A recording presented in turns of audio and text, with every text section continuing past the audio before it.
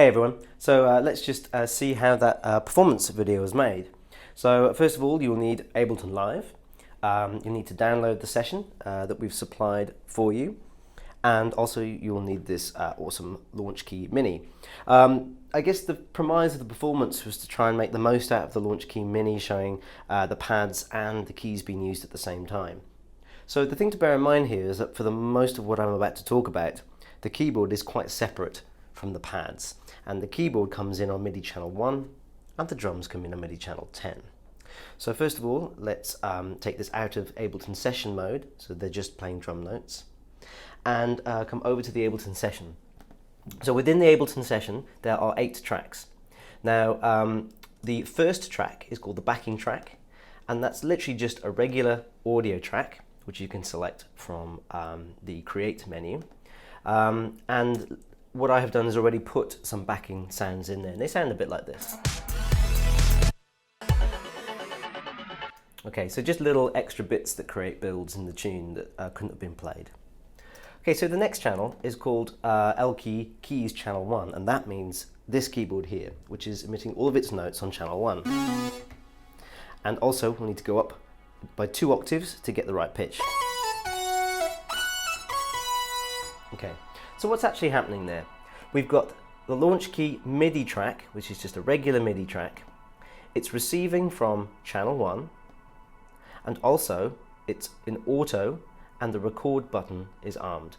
Now one thing I've just realized you should double check is by going to your preferences, and you should be checking that the Launchkey Mini is actually connected. So let's go here, which is our MIDI page, and you'll see that Launchkey Mini here is actually selected, and also that track on and remote are selected. So once that's set, this channel should work.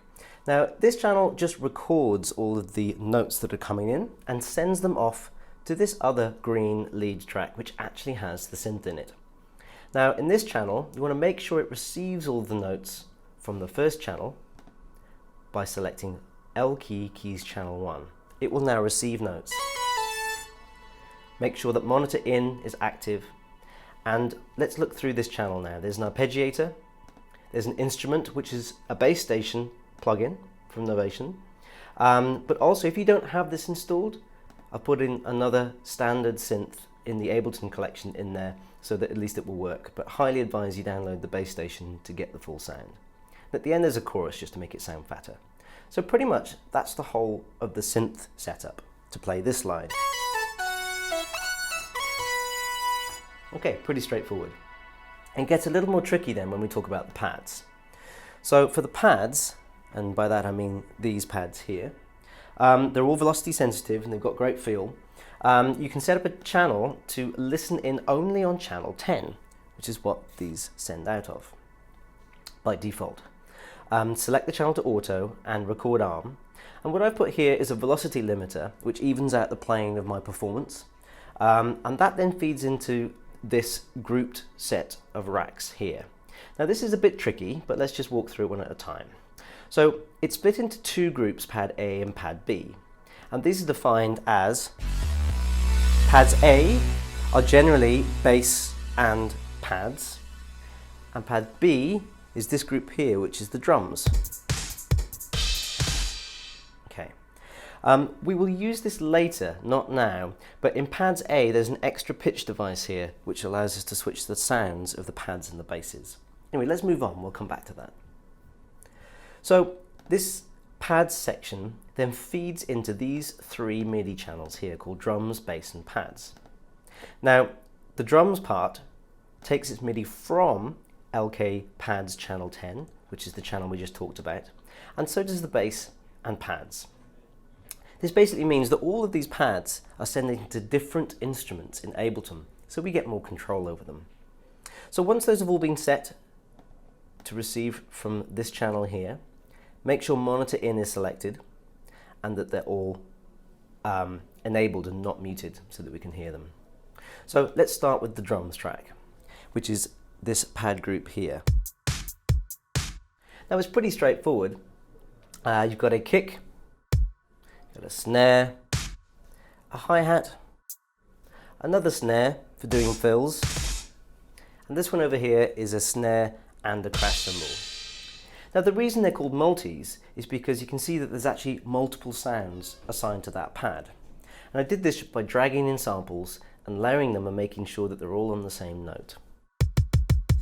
The reason I've done this is because sometimes one sample by itself doesn't sound great, so we want to fatten it up and add a top kick and a bottom kick and so on. So that's pretty straightforward once they're assigned. Now actually drag them to the right notes. So if they were here, they wouldn't work. Okay, so let's move on to the basses now. On the basses channel, it's the same principle of dragging samples onto these pads. Let me just mute the pads so it's easy to hear the bass. And you can see those playing in the drum rack. So the same happens for the pads.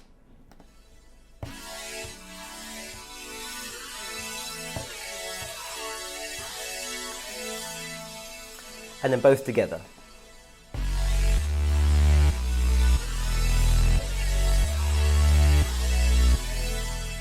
Okay, so now we can put it all together.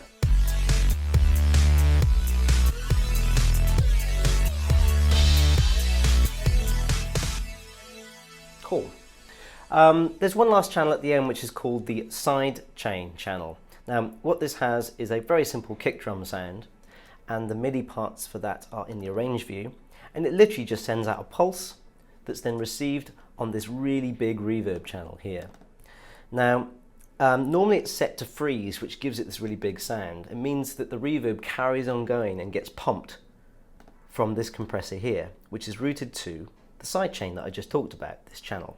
So let's go through that one more time. This compressor, when sidechain is active and the sidechain is selected, routes this pulse and pumps the compressor. That classic sidechain effect.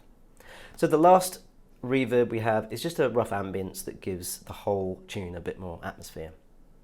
And on the master channel, the only thing left is a pretty harsh compressor to make sure that it just evens out the sound. So I've pretty much been through the whole setup. Let's just go through the process of recording it in. Now, I've actually left the originals on there for you so that you can hear, but if we were to actually program this in now, we'd set metronome on, go to the start, and hit record, and let's give it a go.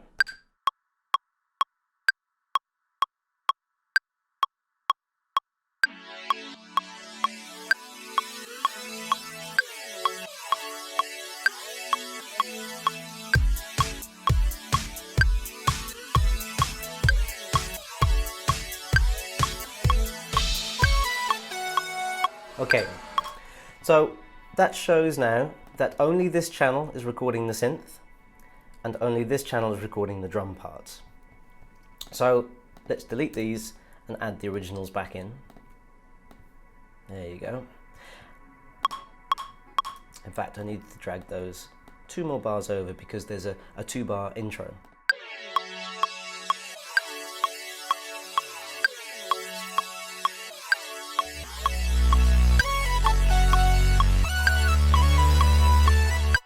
Okay, so there is one last thing that I wanted to talk about. There is a B section in the tune, and the B section allows you to reroute these pads to different sounds. The way that's done was earlier we talked about the LK pads section as having this pad A and pad B special section. Now in pads A, what I've actually added is a pitch shifter here, and by using MIDI learn, I've assigned this pad to enable or disable an 8-note pitch shift. Now, why is that important, you say? Well, if we go back to these bass notes now, we realize that by pressing this button, it shifts these up by 8.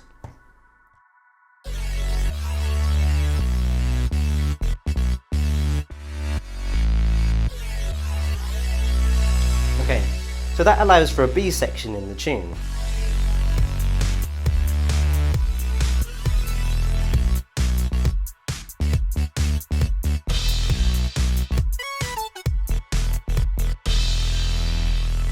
Cool, so that was how the B section happens, using this button to effectively move all of these notes up by 8 to play different samples. Cool, so that's pretty much the whole session. You can download it, try it out for yourself, basically have fun with it, repost it, do whatever you want. Have fun.